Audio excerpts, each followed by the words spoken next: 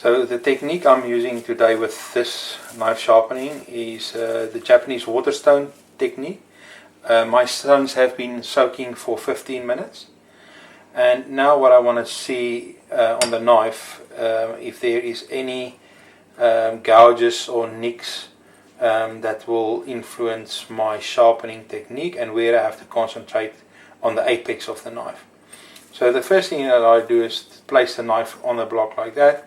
You just pick it up and we flip it to about 10 to 15 degrees, and then we just go back and forwards on this 400 grit stone, and just listening to that sound, concentrating more when I'm coming this way to cut into the apex of the knife and get the whole apex of the knife, not just one little part.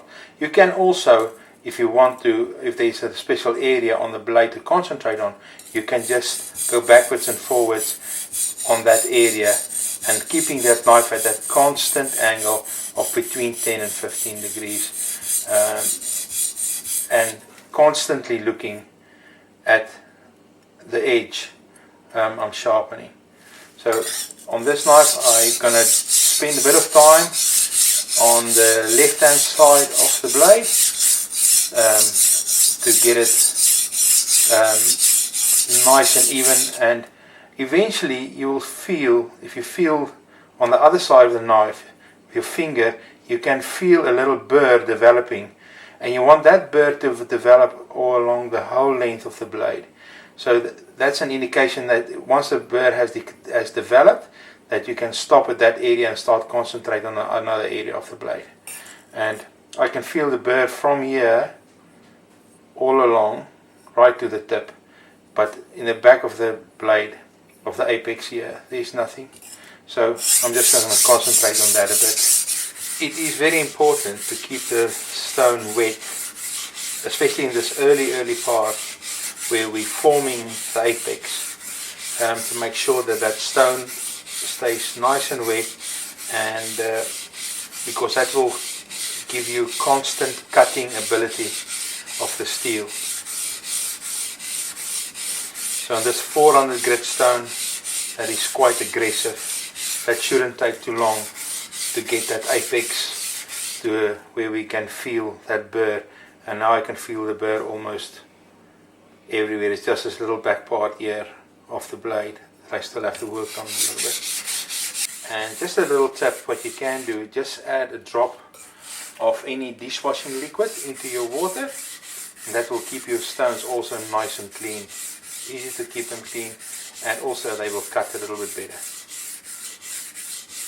So what I've done now, I've finished sharpening both sides with the knife, and what I want to do now is change from this 400 grit stone to a 1200 grit stone, a king stone from Japan as well.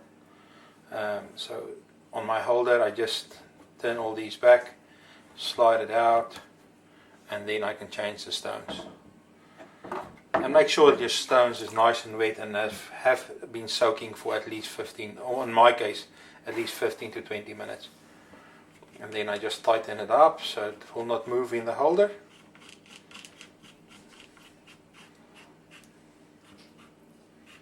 It's always easier to do it in the kitchen for me, because you have a nice stainless steel surface, and the water can just run off with the slurry that comes off the stone. So this is the 1200, it's nice and wet. So I am going to start again on that same angle that I used on the 400, between 10 and 15 degrees. In my case, this one is about 12 degrees, more or less. And just working along that apex of the knife. And you will feel a burr developing again on this finer stone, but the burr will be much finer now than it was on the 400 stone or the 220 stone. So that burr is getting finer and finer and finer, and that's what we want. And constantly inspecting what we're doing, just cleaning off the blade, just to see that I do get purpose of the stone on the whole apex of the knife. I'm going to work on this tip a little bit here.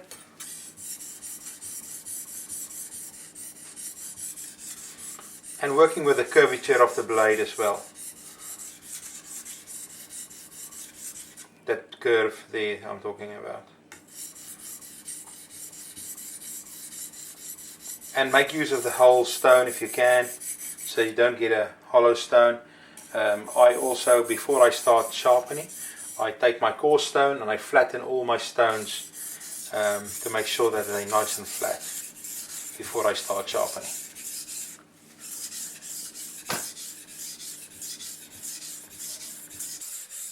So now I'm finishing off on this 1200 stone, and I want to change to my 6000 king stone. So what I want to do now is I do flatten my stones before sharpening anyway, but I just want to show you the technique, how to do it very easily. So what you'll do, you take your coarse, nice coarse stone you have, and normally these sides are perfectly flat on these board king stones. So you just flip it on its sides and you just work along the surface of the stone. Just make sure that you get an even stone, nice and flat. And you'll see a bit of a slurry forming on top. And you can see that I've worked all along the surface of the stone, and it's perfectly flat for me to start sharpening now. So this is my 6000 stone. Make sure that we clean the knife nice from all the previous stones, and the slurry and the grits are washed off the blade before we start. And on that same angle again, between 10 and 15 degrees. And we're just going to work along the whole surface of the stone.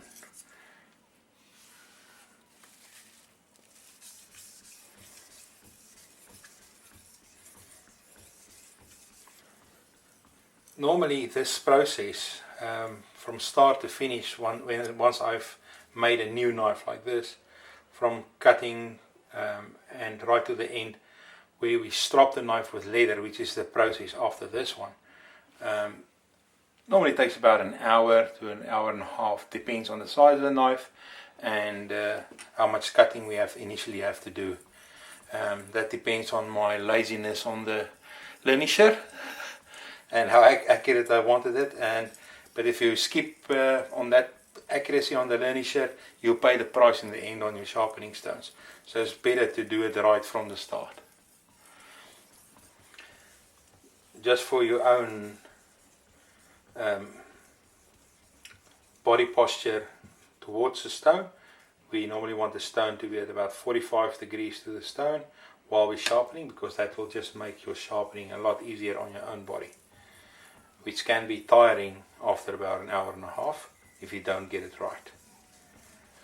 So I'm on the last stone now, and I want you to notice something happening on the stone here. It is a slurry that forms, and that is part of the stone and the steel that forms like a fine, very fine powder and paste, and that is actually very beneficial for the last stage of our knife sharpening on the stones, because that polishes this apex beautifully and makes it incredibly sharp.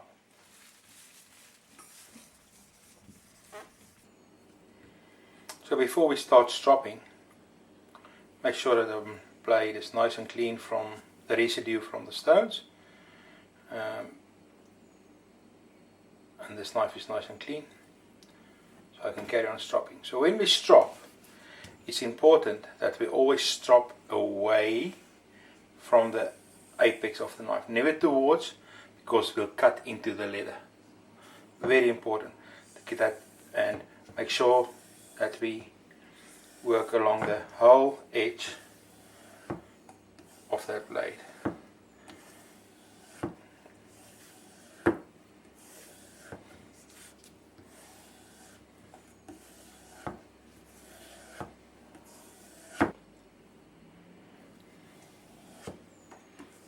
And the reason why we strop is that we want to strop the last little bit of the burr away, and we want to feel absolutely no burr as we feel and touch along the apex of the blade. And just keep on stropping in both directions to polish up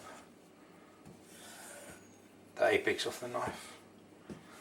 Make sure that that edge is in pristine condition.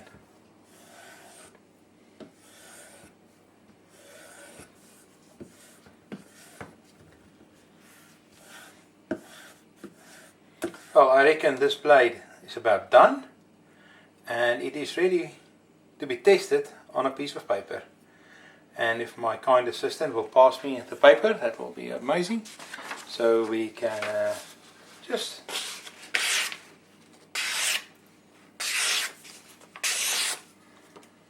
I don't think we need any sharper than that. That is amazing.